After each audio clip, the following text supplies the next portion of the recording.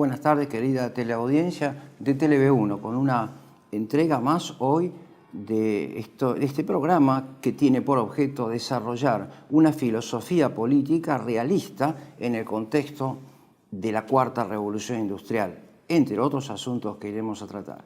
En el día de hoy he reservado algunos temas que ya fueron enunciados en la reunión anterior. El problema de las circularidades vuelve a ser objeto de tratamiento. Frente a esto, me propongo en primer lugar describir algunas cuestiones de orden antropológico, filosóficas, cuestiones que atañen a la persona humana frente al problema. En segundo lugar, las actitudes propias que debemos asumir o que somos requeridos asumir por este avasallamiento, como dice el señor Klaus Schwab, como un tsunami de la Cuarta Revolución Industrial.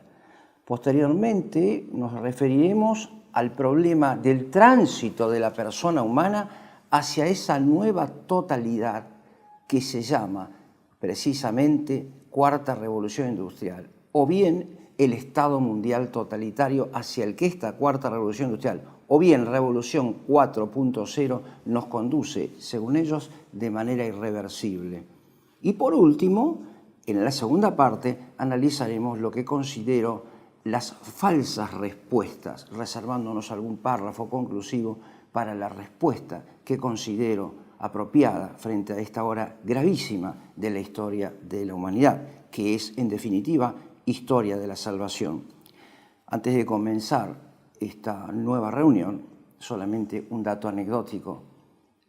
Vengo de visitar una iglesia muy vecina a los estudios de TV1 y providencialmente un señor me entregó una imagen con la oración de San Miguel Arcángel, quien es nuestro defensor en las batallas y al cual invocamos junto con la Santísima Virgen precisamente no solo para que nos defienda en la batalla, sino para que ilumine nuestro entendimiento, el mío y el de ustedes, a los efectos de poder dialogar y encontrarnos en la verdad. Dicho esto, entonces, vamos hacia la primera parte. Hay algo que es propio de la cultura contemporánea, que es la pérdida del concepto de orden. La pérdida del concepto de orden es lo que impide al hombre contemporáneo comprender como una totalidad sistemática la cantidad de estrategias y de tácticas subordinadas a esta que componen este gran movimiento llamado la Cuarta Revolución Industrial. Precisamente porque me considero poseedor de un concepto propio, peculiar de orden, que es el orden de la creación, y dentro de él el orden de los órdenes, vale decir, el orden de la metafísica como fundamento de la ética y de la política, y también de la obra de arte. Dentro de ese concepto, digo entonces, caben desarrollar algunas de las posiciones que el hombre contemporáneo está adoptando frente a este avasallamiento del orden de la creación. Digo, se trata, como dije en las veces anteriores, de un problema de carácter teológico-político. La Cuarta Revolución Industrial debe comprenderse, y siempre habré de reiterarlo, como el ataque sin precedentes más completo que se haya llevado a cabo contra la totalidad del orden de la creación. En esas condiciones, el hombre actual encuentra básicamente dos grandes actitudes, o la primera de ellas, mejor dicho, como fundamento de la segunda. En primer lugar, y esto es la experiencia de cada día, creo que también la de ustedes, nos encontramos con una cierta ingenuidad, en un sentido positivo, personas que han perdido también, producto de la cultura que vivimos, que se nos impone como atmosféricamente, han perdido la unidad de las estrategias que nos avasallan en el día a día y por lo tanto ignoran qué cosa significa la Cuarta Revolución Industrial. Eso es particularmente notorio en la Argentina, pero también en el mundo, también en muchas ciudades europeas se da el mismo fenómeno. Pocos saben qué es esto y cuál es su unidad sistemática, objeto de nuestras charlas, justamente. Esa ingenuidad positiva se subsana precisamente con el diálogo y el esclarecimiento. Pero hay otra ignorancia fundada en una actitud filosófica que inconscientemente está presente en nosotros y en el hombre principalmente contemporáneo. Es esa actitud que, fundada en Epicuro, busca, evita el conocimiento que perturba la tranquilidad, el bienestar en el aquí y en el ahora. No hablemos de estas cosas que nos quitan la tranquilidad. Vivamos entonces mejor el momento actual. Vivamos esta felicidad pasajera, como si ese cerrar los ojos a la realidad lograra, por arte de magia, que se interrumpiera el curso normal de los acontecimientos que necesariamente se llevan a cabo a nuestras espaldas y debajo de nuestros fundamentos más elementales. En esas condiciones, digo entonces, somos requeridos ante otras dos actitudes. O bien tomamos parte en la defensa del orden de la creación, o bien somos encerrados en una falsa dicotomía. A saber, o bien nos tornamos cómplices de la destrucción del orden de la creación, fundado en la ignorancia o no, y nos convertimos en lo que estos señores globalistas llaman disruptores, y que tan alegremente se repite en nuestros días, se ha hecho parte de nuestro léxico ese concepto. Es un adjetivo, digamos, rodeado de cierto esnobismo, el hecho de autotitularse como disruptor. De hecho, el actual presidente argentino ha llegado a este lugar, y también su vicepresidenta, diciendo en muchas oportunidades que su proyecto era básicamente disruptor. Por una parte, entonces, o somos llamados a la complicidad con este modelo, o somos requeridos precisamente en defensa del orden de la creación. Esto es algo que reservo para el capítulo conclusivo. Prefiero abocarme ahora a la segunda actitud, vale decir, aquella en la cual somos encerrados en una falsa, como decía, dicotomía. O somos disruptores conscientemente, o bien somos disrumpidos, somos llevados por delante, por ignorancia, por indolencia, por negligencia culpable, incluso por complicidad con todos los proyectos precisamente que involucran este todo orgánico y sistemático que es la cuarta revolución industrial.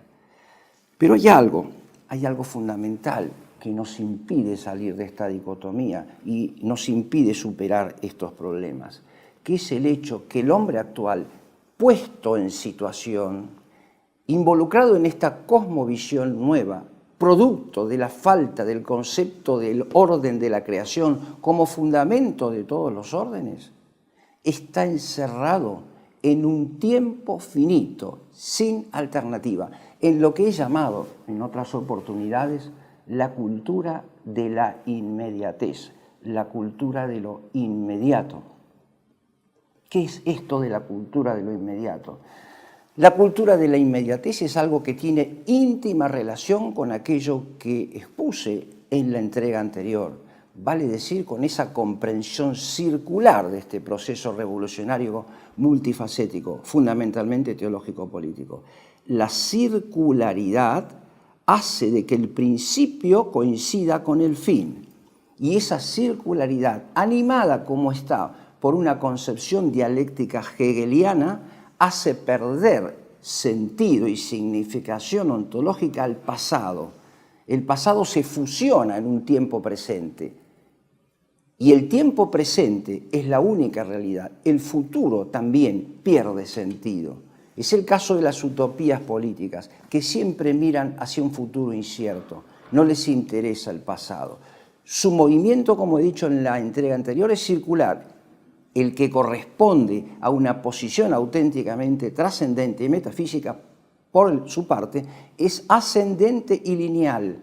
Se dirige en una asepsis, en una asquesis, en una purificación hacia la eternidad. La vida política es un camino hacia la eternidad que ahora pretende ser interrumpido por esta cuarta revolución industrial. Justamente digo esto de eliminar el tiempo para reducirlo al instante es una burda copia de algún atributo divino. Precisamente en Dios no hay tiempo. En Dios apenas hay relaciones de orden, pero no temporalidad.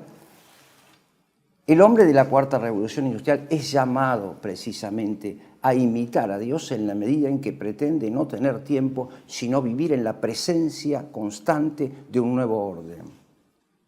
Es paradójico hacer notar alguna cuestión lateral que tiene que ver con este enfoque introductorio antropológico-filosófico.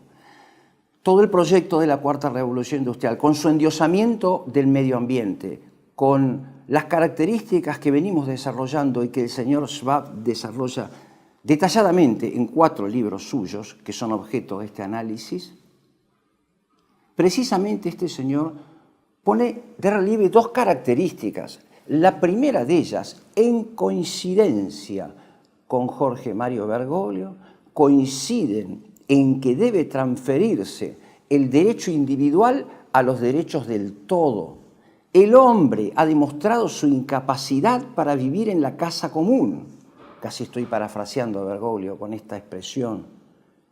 El señor Carlos Moreno, ingeniero de las ciudades de 15 minutos, lo va a denominar conductas antropógenas. Nos hemos comportado mal y, por tanto, procede una rectificación del todo que corrija nuestras conductas y las reencauce para orientarlas en esa nueva divinidad que es el medio ambiente, un orden de la creación ceñido a la pura temporalidad. En la pastoral de Jorge Bergoglio esto recibe el nombre de antrópico, conductas antrópicas negativas que han dañado suficientemente la casa común y que ahora deben ceder su lugar a una autoridad supraestatal, transestatal, pero humana al mismo tiempo, que corrija estas conductas. Pero al mismo tiempo, y aquí lo importante, y por eso traigo a colación estas 2 características en el contexto de estas reflexiones apenas introductorias, al mismo tiempo el señor Klaus Schwab y todo su séquito de sus intelectuales o pseudointelectuales no se cansan de proponernos medidas engañosas que nos conducen a la más radical esclavitud espiritual y material, mediante el concepto inscripto en una narrativa, de la que también hablé en la entrega anterior, que lleva el rótulo de empoderamiento, palabra también ya incorporada a nuestro léxico. Se pretende, con las estrategias de la Cuarta Revolución Industrial, el empoderamiento de la persona humana, vale decir, se pretende empoderar a aquel mismo que ha hecho mal uso del poder que tenía. Como dice el señor Klaus Schwab, como decimos en el recto sentido común también, y en esto estamos de acuerdo, el diablo está en las cosas menores. Aquí está la marca precisamente del demonio. En un segundo momento pretendo estudiar, analizar con ustedes de qué manera se produce, mejor dicho, responder a esta pregunta, de qué manera se produce entonces el pasaje de este hombre sumergido en la angustia y en el miedo, encerrado en la inmediatez, en la pura inmanencia, en una circularidad que siempre retorna al principio, pero no al principio trascendente, sino al puro principio de la inmanencia. ¿Cuál es entonces el camino propuesto para este hombre que debe incorporarse ahora en una nueva totalidad? He dicho también en anteriores entregas que la inserción de la parte en el todo es un viejo tema platónico. Lo uno y lo múltiple es un viejo tema de la filosofía clásica, completamente modificado en sus conceptos y en su comprensión habitual. Lo que se nos propone ahora es otra cosa, pero para comprenderlo creo necesario recapitular el concepto de todo. ¿Qué es un todo? Un todo puede ser de carácter potestativo, vale decir, aquel que nos constituye y nos hace mejores y más fuertes, un todo virtual, llamamos todo de orden, como es el de la comunidad política perfecta, que constituye, según dije antes, la apertura a la trascendencia a través del concepto bivalente de bien común político. Ese es el todo perfectivo. En ese todo, la persona humana, esa sustancia individual de naturaleza racional, se torna más perfecta precisamente cuando ejerce allí la virtud política, promovida, mantenida y favorecida por el propio gobierno, por el propio Estado, por el propio poder político, si se prefiere hablar de esta manera. Con esta inserción no hay dificultad. Es la misma inserción que tiene, por decirlo analógicamente, el brazo respecto del cuerpo. Si yo considero el brazo puesto, amputado arriba de una mesa, no tiene el mismo poder, la misma virtualidad que tiene inserto en el organismo completo. Me estoy refiriendo a un concepto básico de la filosofía política tradicional. Pero el segundo es el que nos interesa, la inserción del hombre precisamente en un todo degenerativo, que lo considera tan solo en su pura materialidad.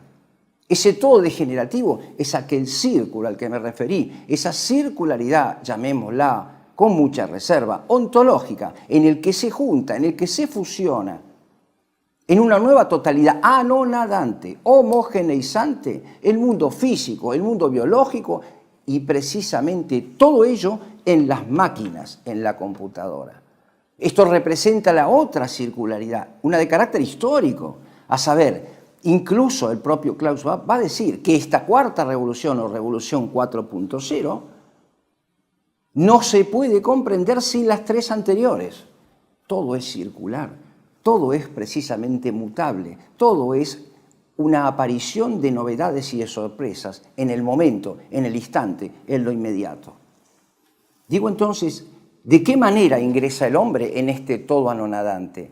Por vía del conocimiento en el plano nociológico, en el plano de una teoría del conocimiento, digámoslo, aunque sea redundante para que se entienda mejor, y mediante la asignatura de un nuevo contrato social. Aquí entre nosotros hubo ya quien, la vicepresidenta de la gestión actual, que habló de la necesidad de firmar un nuevo contrato social. El nuevo orden mundial nos propone la asignatura de un nuevo contrato social, por consenso o precisamente mediante una aceptación tácita, para nosotros y para las generaciones futuras. Veamos entonces la primera cuestión. ¿De qué manera entonces se concibe el acto del conocimiento que nos conduce a alienarnos dentro de las computadoras? Muchas veces nos preguntamos, y me ha tocado interlocutores que asombrados me preguntan, pero ¿cómo esto es posible? ¿Cómo yo voy a consentir mi propia reducción personal al ámbito precisamente maquinal de una computadora? Es que nuestra cultura ya lo viene aceptando, precisamente ya lo viene aceptando. El conocimiento, en términos generales, en caracteres más sencillos de comprender, ese conocimiento se precisamente caracteriza por una cierta unidad espiritual entre nuestra inteligencia y la esencia de las cosas. De esa manera logramos que las esencias, esos escalones que nos conducen al principio de todas las esencias, que es Dios, viva en nosotros, no materialmente, sino espiritualmente. La realidad vive en nosotros de modo espiritual y nos eleva y nos conduce hacia el principio, hacia el fundamento de todo lo perfecto, que es precisamente Dios. Una sana filosofía del conocimiento se rinde exhausta, no ante las máquinas, sino ante la presencia de la perfección de todo lo perfecto, que es Dios. Ese conocimiento que, comenzando por los sentidos, alcanza tal grado de sublimación, es reducido en el caso de la tradición epicureísta de la que se hace cargo esta cuarta revolución industrial, a un mero manojo de instintos. Y es en este punto donde quisiera subrayar un aspecto. Es aquí, en esta falsa teoría del conocimiento, que considera al hombre apenas como un manojo de instintos, en donde se unen armónicamente el liberalismo, el libertarianismo, el neoliberalismo, o como quieran llamarle, y el marxismo, que conduce al totalitarismo, o que es intrínsecamente un totalitarismo. No debe olvidarse que Karl Marx realizó su tesis doctoral sobre Epicuro, precisamente, y sobre John Locke, el padre del liberalismo, precisamente porque puso atención a esta cuestión, a la cuestión de la reducción del conocimiento a un mero instinto, a un mero conjunto de sensaciones que provocan en nosotros reacciones puramente instintivas, dominables, reconducibles, pasibles de ser encausadas en un Excel, como ha ocurrido en la última experiencia que hemos vivido, de hace muy pocos años. Este es uno de los caminos, el camino del conocimiento reducido precisamente al instinto. Ya no hay unidad espiritual, sino hay una unidad ciega. Hay aquí una paradoja. El señor Klaus Schwab va a proponer una ecuación, digamos, una fórmula, una equivalencia de dos conceptos que toma de Antonio Gramsci, tan nombrado últimamente en nuestra cultura política vernácula, y consiste en lo siguiente. A su concepto de narrativa lo ilustra de esta manera. La narrativa es un camino abierto hacia lo desconocido. Solamente conoce el fin el que trazó la narrativa, o sea, el globalismo, el Estado mundial, el poder del Estado profundo, que está pero no está, que también copia un atributo divino que es la omnisabiduría, la omnipresencia, pretendida intemporalidad. La omnipresencia está en todos lados a través de esa nueva causa formal que habíamos determinado anteriormente como la inteligencia única o la inteligencia artificial. Digo entonces, justamente en eso consiste la reducción del conocimiento a pura sensación, a la delegación de nuestra capacidad reflexiva en beneficio de que otro piense por nosotros, a saber, la computadora. En verdad, no la computadora, sino en atención a la precisamente naturaleza de la inteligencia artificial, a quien escribe los parámetros en virtud de los cuales esa máquina nos reconduce. Ese es uno de los caminos, el camino antropológico. El otro, digo, la fórmula gramsciana al que nos conduce es la siguiente, según el enunciado del señor Klaus Schwab.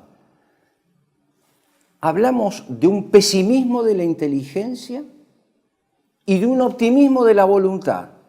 Esto es Antonio Gramsci, está tomado de una obra de Antonio Gramsci que el autor cita con cierta frecuencia. ¿Por qué hablamos de un pesimismo de la inteligencia? Porque la inteligencia no participa en la actividad de los instintos, es arrastrada por ella, es arrastrada, ciega detrás del instinto y de la reacción también instintiva frente al hecho real, frente al objeto real. No sabemos hacia dónde nos conduce la narrativa, pero la voluntad se hace presente y nos lleva, reitero, ciegamente hacia el fin elegido por el que trazó el rumbo de la narrativa, a saber, por el Estado mundial totalitario. Reitero, pesimismo de la inteligencia y optimismo de la voluntad. Esa es la aceptación de este postulado en donde Klaus Schwab muestra la unidad sin dificultad, armónica, entre el pensamiento libertario y el pensamiento gramsciano. También nosotros lo vemos. Esa voluntad de un estadista que no repara en las consecuencias, que no considera la realidad, que es completamente ayuno al concepto de prudencia política arquitectónica y hace sin mirar las consecuencias. Pretende imponer un modelo al que le llaman ley ómnibus, ley tren, o como quieran llamarle, o ley de Mayo, o acuerdo de Mayo, como quieran decirlo, con perjuicio de las circunstancias y fundamentalmente de las consecuencias. Eso es la quinta esencia del pensamiento gramsciano, del que se hace cargo el señor Klaus Schwab. Desde el punto de vista entonces del conocimiento, en pocas palabras se podría resumir así: el pasaje de la persona humana, hundida en la inmediatez, a un rumbo desconocido al que se le llama Cuarta Revolución Industrial y más aún Estado profundo o Estado mundial. Frente a esto, cabe ahora abrir el segundo interrogante. Entonces, ¿pero qué ocurre dentro de ese todo? ¿Qué pasa dentro de este todo al que llamamos ahora la fusión de lo biológico y lo físico en las computadoras? Un todo circular, como dijimos anteriormente. Recapitulando entonces los temas de esta primera parte, diríamos, el hombre se encuentra en la pérdida del concepto de orden. No alcanza a unir sistemáticamente todos los frentes de ataque que están avasallando, que están liquidando la dimensión espiritual e incluso biológica de su persona. Y frente a ello, se lo obliga en el miedo y en la angustia que le produce el desarraigo del que también hablé en la reunión anterior, se le obliga a tomar partido en favor o en beneficio de la cuarta revolución industrial, en favor o en beneficio de la disrupción. Este concepto de disrupción trae algunas dificultades hermenéuticas. Desde el punto de vista etimológico tiene que ver con su origen latino, que significa, sin más, ruptura con el pasado. Cabal ruptura con lo anterior, con lo que ha sido transmitido, con la tradición. Pero desde el punto de vista de la propia hermenéutica de la Cuarta Revolución Industrial y de sus textos y de sus autores, disrupción significa aceleración también. Significa ruptura con el orden lógico y cronológico de los acontecimientos. Disruptores son entonces, por ejemplo, las estrategias bioterroristas, las estrategias que apuntan precisamente a generar el miedo y la angustia a través de la vía sanitaria, farmacológica. Ese ejército de asustadores seriales que constituyen algunos periodistas y algunos profesionales de la salud. Y en estos días lo estamos viendo también. Esas estrategias bioterroristas que nos conducen sistemática, ordenadamente, a la inserción también del Estado mundial. Y que se desglosarían en esta y en otras estrategias más. La geoingeniería, precisamente, los movimientos físicos, los cambios climáticos que se avecinan y que ya están siendo anticipados por los grandes arquitectos de esta cuarta revolución industrial. Por lo tanto, para cerrar un poco esta primera parte, creo que es injusto, como lo dije también anteriormente, reclamar cierta incompetencia, protestar contra la incompetencia de un gobierno al cual la economía se le va de las manos. Nada se está yendo de las manos. Todo se está cumpliendo rigurosamente conforme a un plan. Esta no es la obra de improvisados, esta es la obra de verdaderos cómplices y de arquitectos enemigos del orden querido por Dios. Creo que con estas palabras se podría redondear esta primera parte y dar lugar a una pausa para continuar con lo que nos falta tratar. TLV1 se complace en anunciar que estará transmitiendo en su canal TLV1 Clips valiosos programas emitidos antes de la censura sufrida. El lienzo prohibido, El revés del derecho, Combates por nuestra historia, Disenso, Historias de Malvinas, entre otros que podrán encontrar en este enlace.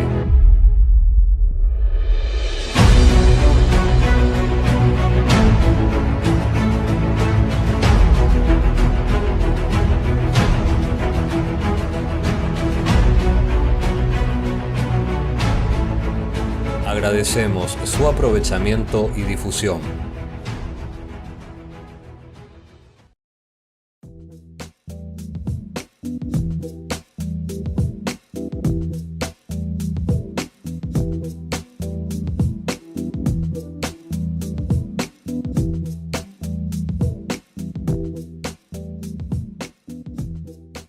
Decir siempre la verdad primero tiene un precio. Dependemos de tu ayuda. TLV1, toda la verdad primero.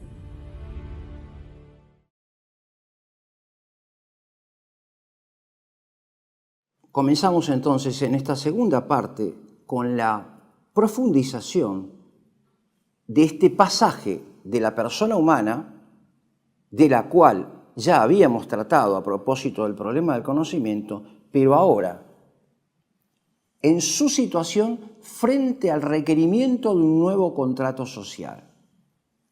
Se requiere nuestro asentimiento, nuestra conducta positiva, nuestra colaboración para que se pueda fundar este Estado mundial. Veamos entonces ahora dos cosas. La primera de ellas, recapitulando un poco lo que hemos tratado antes, para quienes ven estos programas por primera vez, ¿qué cosa es este todo en sus causas fundamentales? Y por otro lado, ¿cuáles son precisamente las falsas soluciones ante los problemas que presenta, los desafíos que presenta la Cuarta Revolución Industrial? ¿Qué es, digámoslo ontológicamente, por sus causas metafísicas, este nuevo todo?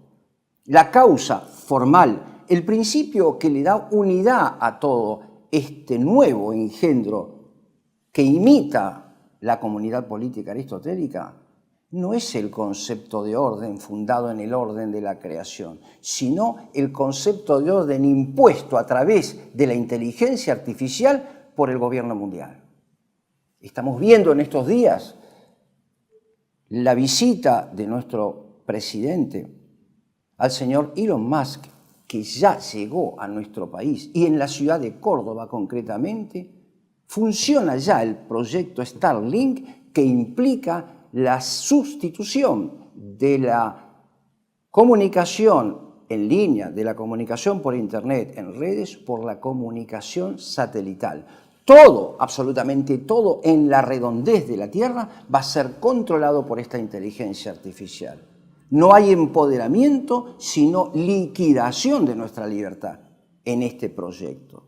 Y precisamente aquí encuentra el señor Elon Musk la fuente de materia prima, el triángulo del litio, que le va a permitir instalar ese elemento esencial, los sensores, precisamente los chips más conocidos vulgarmente con ese nombre, que van a permitir el control absoluto de todos los movimientos físicos, reitero, biológicos, desde una computadora, según los requerimientos, según los imperativos del medio ambiente. Esa es la nueva causa formal.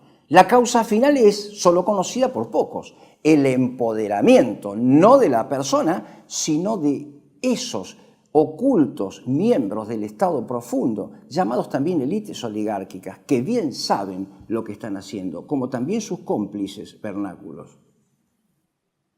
La causa material es precisamente el hombre reducido a su pura dimensión fisiológica y aún biológica. Debo recordar aquí una postulación de principios del señor Klaus Schwab. Él va a decir que la era actual es la era de los cambios biológicos, de la biología genética, no apenas de la ingeniería social, no de la geoingeniería, sino de la mutación de la biología humana. Es necesario reconfigurar al hombre, para decirlo en términos técnicos, para que ingrese funcional y armónicamente dentro de este todo anonadante. Y la causa eficiente no es más que la mente perversa, la actitud psicópata de aquel que nos hace creer que todo esto, a saber, la transferencia de nuestra libertad individual al todo, precisamente se hace y se realiza por nuestro bien y por nuestra culpa. Nosotros hemos fracasado como personas humanas y por tanto debemos, encerrados en la inmediatez, ceder la dirección de nuestras vidas en beneficio de ese nuevo todo que es el medio ambiente. En ese todo podemos distinguir dos aspectos. En primer lugar, ¿qué cosa es este todo al que acabo de definir por sus cuatro causas?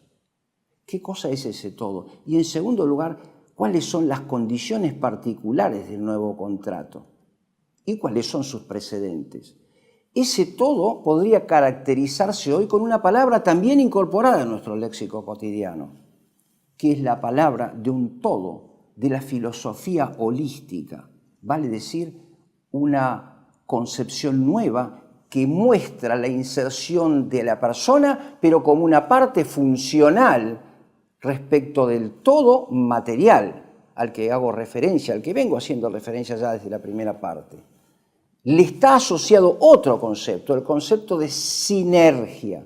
Ya lo traje a colación cuando también repetí las palabras, cuando parafraseé las palabras del primer ministro chino, Li Qiang, que hablaba de del objetivo número 17 de la Agenda 2030, establecer coordinaciones transestatales, transnacionales, para combinar en un movimiento sinérgico la totalidad de los miembros de la raza humana a los efectos de conducirnos conforme a los parámetros del medio ambiente, que equivalen, como digo, a nuestra esclavitud. Nunca será suficiente reiterar este concepto, nunca será suficientemente reiterado.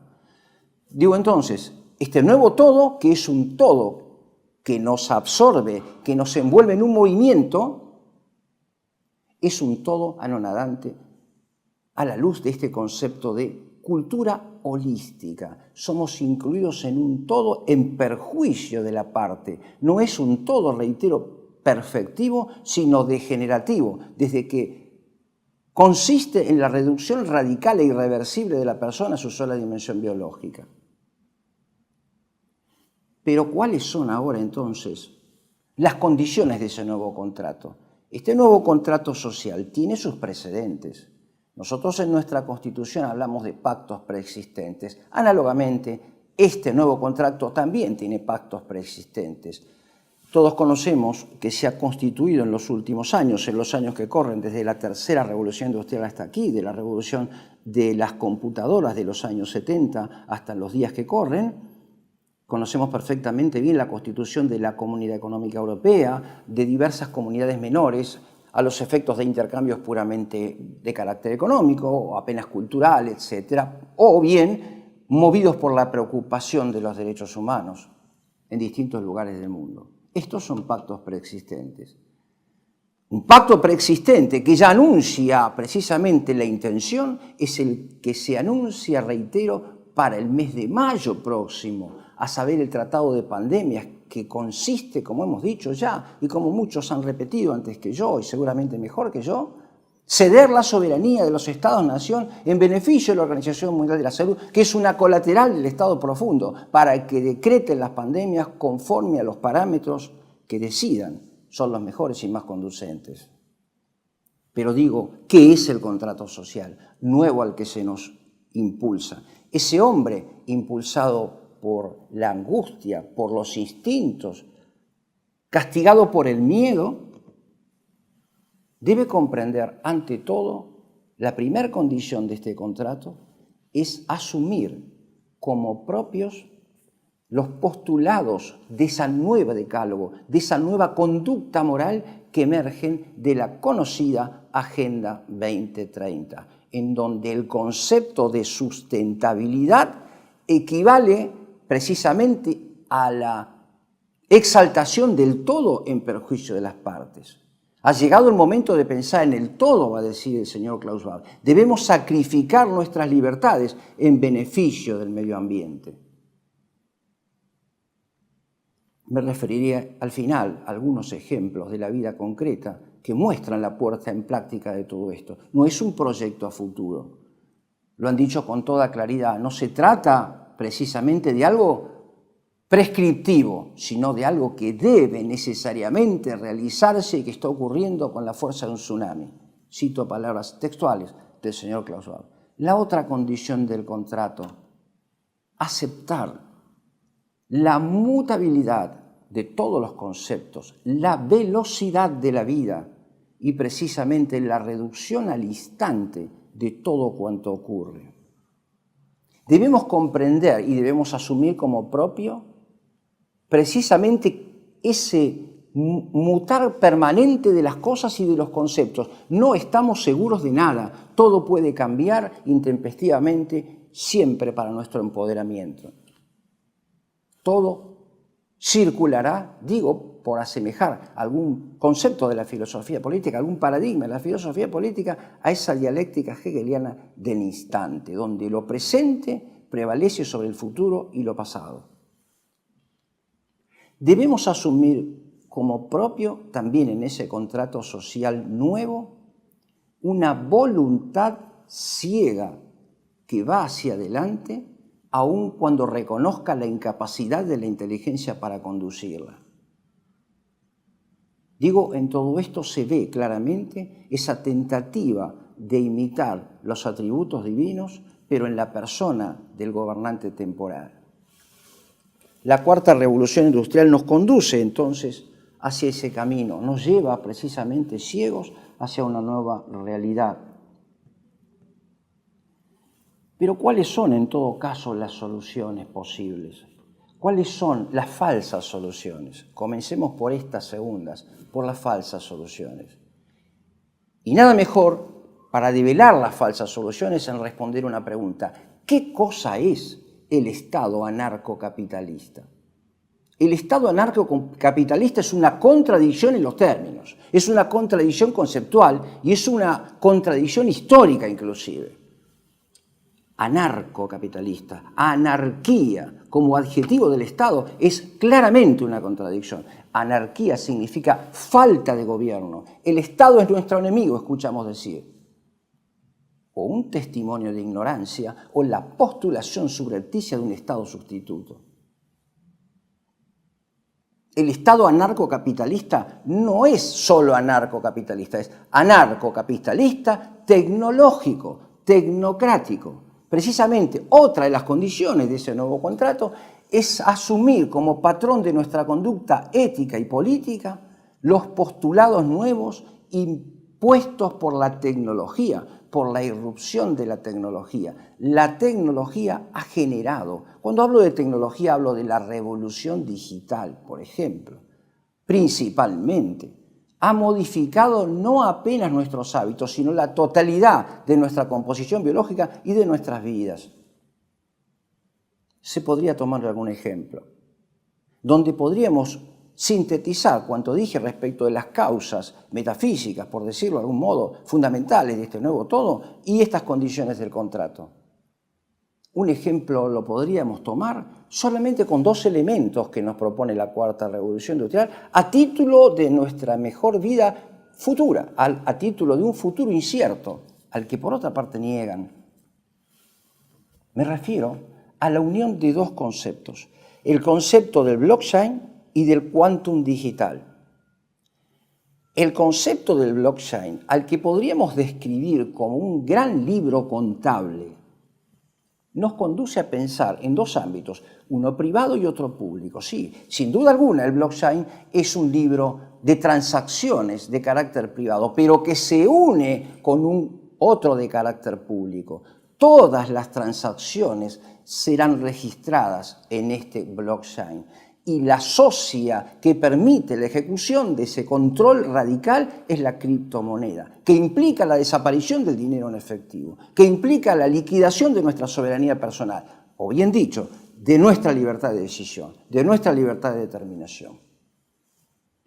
Allí podrán registrarse todos aquellos gastos y movimientos que conduzcan a una liquidación del medio ambiente. Si el objetivo es la huella de carbono cero, la sustitución de los elementos que producen el efecto invernadero, lo que significa modificar el registro de la vida sobre la Tierra, que queda en la atmósfera, digo, como lo hemos dicho en otras oportunidades. Entonces, como dice el señor Klaus Schwab, pareciera incomprensible sin estas aclaraciones. El blockchain nos va a dar un indicativo de cómo lograr una vida sustentable, porque todo será controlable y el todo prevalecerá por sobre las preferencias de las partes. Asociado a él está el otro concepto, el concepto del quantum digital, que implica una velocidad, como dije anteriormente, desconocida hasta ahora, por la introducción del qubit, que es algo que permite, digo rápidamente, con toda seguridad, algún técnico en estas cuestiones lo podrá explicar mejor, o la bibliografía, la literatura, que por todos lados se nos ofrece en Internet especialmente, podrá hablar mejor sobre este asunto. Mi problema aquí es filosófico-político. Pero digo entonces, este quantum es el que nos permite a nosotros comerciar, realizar nuestras transacciones con mucha mayor velocidad. Recuerden ustedes que en tiempos del encierro que hemos vivido, mejoró muchísimo el pedido ya, porque nuestras entregas se podían seguir paso a paso y estaban prontamente para facilitar, para satisfacer ese deseo urgente, casi instintivo, que en el instante nos requería tener determinado objeto. Ese quantum digital va a permitir inclusive, mediante lo que estos señores llaman la estrategia de sensores, en primer lugar, colocar chips en todas las mercaderías y en todos los organismos. Recuerden ustedes que una de las características de esta cuarta revolución industrial consiste en la irrupción del mundo digital y en el mundo físico, y especialmente en el nuestro, en nuestro cuerpo. La cuarta revolución, de la mano de la revolución digital, está entrando en nuestros cuerpos. Dice también el señor Ray Kurzweil, autor de referencia del presidente Javier Milei y también de Klaus Schwab. Esa estrategia de sensores va a hacer realidad ese anhelo expresado por Klaus Schwab en la reunión de Davos, enero 2023. ¿Se imaginan ustedes, decía por entonces el profesor alemán, cuando nuestros ojos frente a una computadora puedan ser leídos para adelantarse a nuestras necesidades y nos ofrezcan nuestros deseos, porque se pretende que estos sensores, un nuevo modo del conocimiento, lean nuestras pulsiones sensoriales, nuestras vibraciones sensoriales, la vibración de nuestro cerebro, al que confunden con la inteligencia equivocadamente, y sepan lo que deseamos en el momento y nos lo anticipen. Pero además permite otra cosa mucho más seria, que es el hecho de que podamos acceder, que podamos canalizar ese impulso instintivo ciego. Recuerdo allí el principio gramsciano que traje a colación antes. Hacia las mercaderías, hacia los productos que satisfacen la urgencia y la inmediatez. Pero esos productos, por imposición de la nueva ética del medio ambiente, deberán estar también marcados con el chip, con el sensor necesario para que realmente se autorice la transacción. Esto trae a colación, saliendo de la cuestión técnica, aquello bíblico de que no podrás comprar ni vender, solo podrás hacerlo el que tenga la marca de la bestia. Y la marca de la bestia está allí, en el todo sensorizado, en los chips que rodearán la vida y que incluso involucran nuestra propia estructura biológica. ¿De qué manera se puede controlar esto? Bueno, han surgido dos ramas, una jurídica y la otra ética, que permiten controlar el comportamiento antropógeno, el comportamiento del falso empoderamiento al que había hecho referencia al principio. Digo, han surgido ramas nuevas de la ética digital. ¿Qué es la ética digital? La ética ambientalista, la ética del blockchain, es aquel comportamiento, la ética del blockchain, que penaliza, que nos indica, o bien nos indica en sus aspectos positivos, qué podemos comprar y vender conforme a la necesidad sustentable de no producir más daño en el medio ambiente. El consumo de carne, por ejemplo, prohibido y restringido por un postulado taxativo de Klaus Schwab. Evitar la extinción de las especies, no invadir más los espacios animales, porque la respuesta de la invasión humana al mundo animal trae como consecuencia lo que hemos vivido, según ellos, en los últimos 3 o 4 años. ¿Qué otra consecuencia puede acarrear esto? ¿Cómo se puede controlar? Mediante la ética digital que controla, y este es el gran tema del Davos 2024, que controla las narrativas contrarias que ellos llaman el fake news. El fake news es esa narrativa esclarecedora que denuncia las intenciones del globalismo. Será penado como un delito toda narrativa o toda aclaración, todo esclarecimiento que contraríe, que ponga blanco sobre negro las intenciones del globalismo. Pero precisamente esto se logra, reitero, mediante lo que llaman la estrategia de plataformas.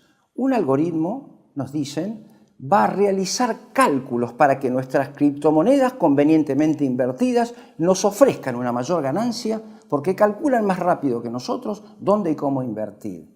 Nos están proponiendo ceder nuestra aptitud del discernimiento en favor de los algoritmos. Algo de esto ya viene ocurriendo, precisamente con ese cálculo matemático que hay detrás del nuevo modelo educativo de la Cuarta Revolución Industrial y que está puesto en boga precisamente en Singapur y en Shanghái como ciudades modelo.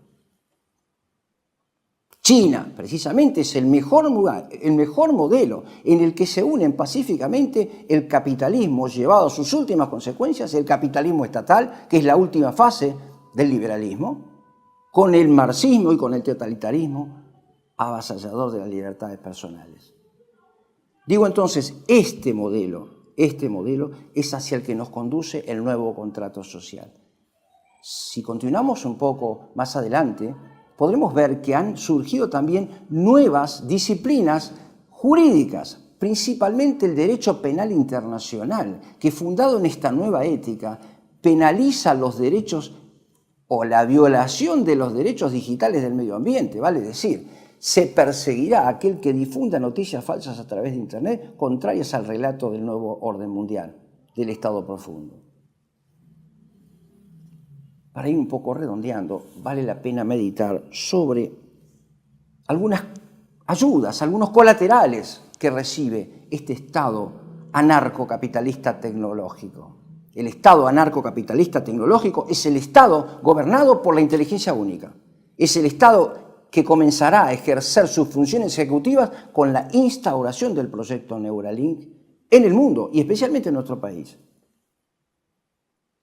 Pero lo curioso es que producto de aquellas ignorancias de las que hablé en la primera parte, el Estado anarcocapitalista tecnológico cuenta con colaboradores supuestamente alineados entre los defensores de los derechos de Dios sobre la creación. Tal vez no sea propio hablar de los derechos de Dios, sino sobre el orden de la creación. Me refiero, como lo hice en la vez anterior, a la llamada falsa nueva derecha, que a través de una revolución cultural o de una contrarrevolución cultural embandera a la juventud en los mismos parámetros de la Cuarta Revolución Industrial o de la Revolución 4.0. Promulgan jóvenes a veces ingenuamente soluciones contra la irrupción del grancismo partiendo del liberalismo. Y además aceptan como camino estratégico la inserción de la vida digital, el encuentro con otras culturas a través de la digitalización. Hay que decirle a estos jóvenes que esto es un engaño por dos motivos. En primer lugar, porque el liberalismo nunca fue una opción contraria al marxismo totalitario, sino su causa precedente, sino su útero espiritual, su útero ideológico, para decirlo todavía más radicalmente. Y la segunda cuestión que hay que decirles es que precisamente esto que está ocurriendo los conduce a una alienación de la cual despertarán cuando ya sea demasiado tarde. Quisiera traer a colación ahora lo que he traído, que me ha llamado la atención en el día de hoy, es una página del diario La Nación, en el cual en una de sus hojas impares, que son las que más se leen, aparecen estratégicamente ubicadas dos noticias. La primera tiene que ver con una mujer multimillonaria en Vietnam, en la ciudad de Ho Chi Minh, de nombre My Lan. My Lan separado, ¿no? Esta señora habría producido un fraude contra un banco y por eso es condenada a la pena de muerte. Es un ejemplo de honestidad, entre comillas. Pero curiosamente debajo aparece otra noticia. Atentos los disidentes, atentos los que esclarecen, atentos aquellos que no tienen miedo a la Cuarta Revolución Industrial, sino solo a Dios. Se relata el caso, y aquí aparece con lujo de detalles, de un fallo del Estado argentino que promueve un cierto resarcimiento espiritual en favor de la señora María del Carmen Senem de Bussi. Esta señora, ya fallecida en el año 2019, se presentó por allá por los años 1993 ante un tribunal de familia afligida por el azote de la droga sobre uno de sus hijos, pidiendo la judicialización de este caso para que la justicia ayudara a sobreponerse a este hijo del flagelo, de la droga. La señora se presenta a un tribunal de familia. La jueza de familia que la atiende, atento a los disidentes, mensaje para los disidentes, unido con el caso anterior de la mujer esta que estafó supuestamente al banco y por eso ya fue condenada a la pena de muerte. La jueza, escuchando el relato de esta señora que hablaba de su hijo y por el bien de su hijo, decide realizarle una pericia psiquiátrica. El resultado de esa pericia, que se realizó, según reza en esta noticia del diario, apenas pocos minutos, decidió derivarla a un establecimiento de internación psiquiátrica, donde la señora permaneció los primeros 15 días en completo aislamiento y en condiciones sumamente precarias de vida.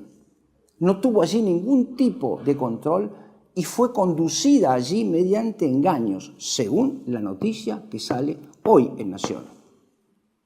Cuando la señora recuperó su libertad, justamente comenzó toda una causa que acaba hoy con este pedido de disculpas. Pero la noticia no dice absolutamente nada acerca de aquel hijo, en virtud del cual la señora se presentó y para el cual pidió auxilio.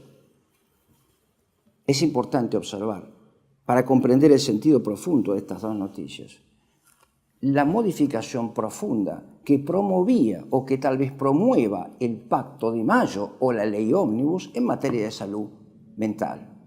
Copiada, no del movimiento libertario estadounidense del cual hace gala el libertarismo vernáculo, sino del modelo chino. Fíjense ustedes de lo que se trata. Esta modificación en materia de salud por parte de la Ley Ómnibus, inscripta la Ley Ómnibus, acorta los protocolos para determinar la internación psiquiátrica de una persona.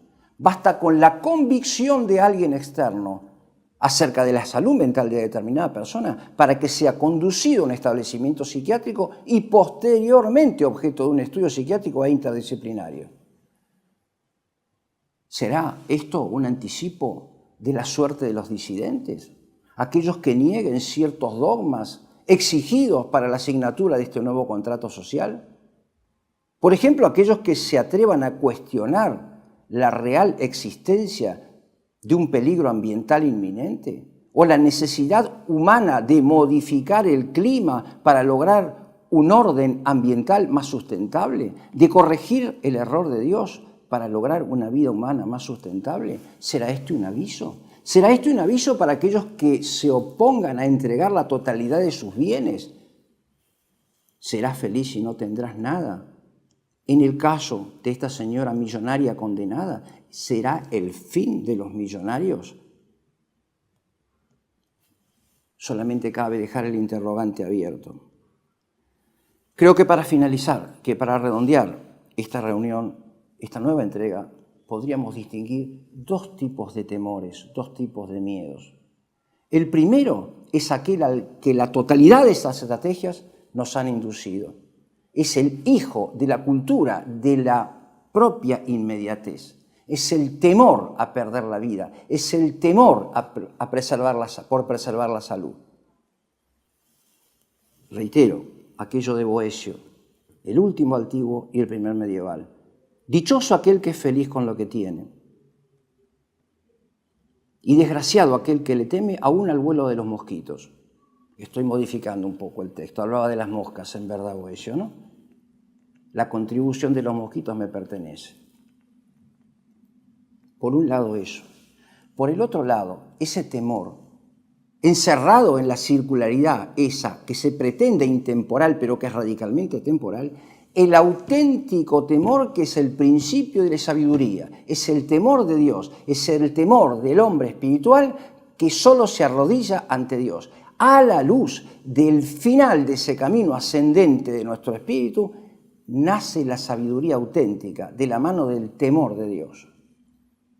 A la luz de esa perspectiva, de esa nueva cosmovisión, como se dice modernamente, debemos decirle al globalismo que nosotros solamente tememos a Dios, que no tememos a la enfermedad, porque la enfermedad corporal, producto como es del pecado original y de nuestros pecados actuales, no son más que un signo de las delicadezas de Dios para con nosotros, que a través de la enfermedad corporal en el mundo nos ofrece esa hermosa posibilidad de purgar nuestros pecados para llegar a la vida eterna y contemplarlo por toda una eternidad.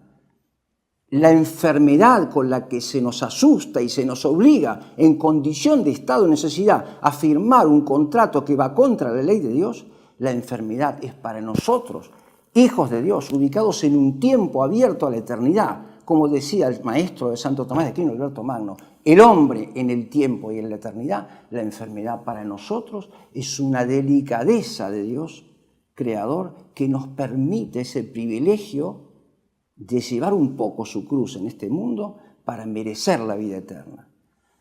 Creo que con esto, con este mensaje, más que nada, no teológico-político, sino más aún todavía, de fe sobrenatural, podemos responder el camino abierto precisamente a esta alternativa de la Cuarta Revolución Industrial es la opción definitiva y radical en beneficio de Dios y de su creación.